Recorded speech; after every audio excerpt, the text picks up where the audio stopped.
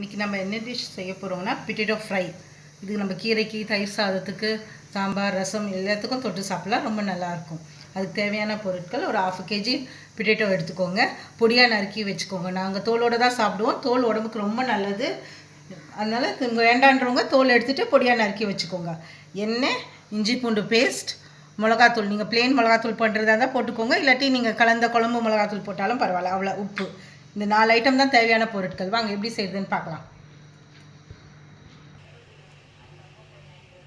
இப்போ ஒரு கடாய் வச்சுக்கோங்க. திக் பாட்டம் அடிகனமான கடாயை எடுத்துக்கோங்க.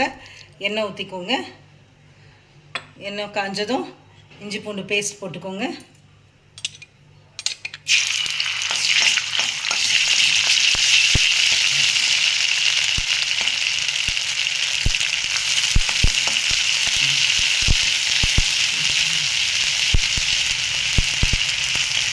இஞ்சி பூண்டு பேஸ்ட் போட்டதும் கொஞ்சம் உப்பு, தேவையான அளவு உப்பு போட்டுக்கோங்க. 1/2 டீஸ்பூன் உப்பு போட்டுக்கோங்க.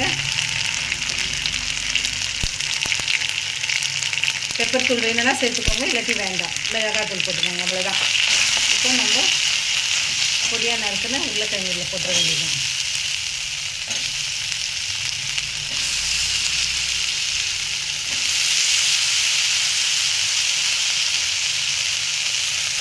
உருளைக்கிழங்கு கருப்பாயிடும். அதனால் கொஞ்சம் தண்ணியில் ஊற்றி நறுக்கி நான் தண்ணியில் போட்டுருவேன். இது முடிஞ்சிருச்சு. அதில் இப்போ நம்ம தட்டு போட்டு க்ளோஸ் பண்ணி லோ ஃப்ளேமில் வச்சிட வேண்டியது தான்.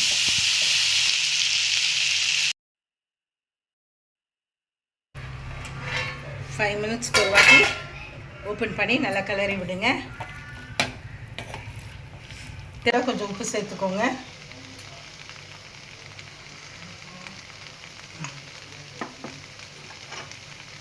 கொஞ்சோண்டு தண்ணி, ஒரு ரெண்டு டீஸ்பூன் தண்ணி, சும்மா அது லைட்டாக தெளிச்சு மட்டும் வந்து போடும். திருப்பி க்ளோஸ் பண்ணிவிட்டு நல்லா கலக்கிட்டு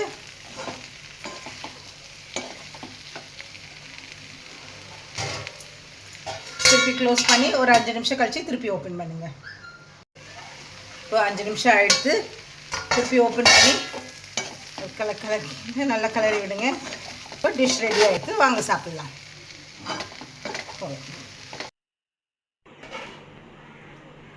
இப்போ நம்ம கோங்கரா பப்பு ரெடி ஆகிடுது. அதுக்கு கூட ஒரு உருளைக்கிழங்கு ஃப்ரை வச்சுருக்கேன்.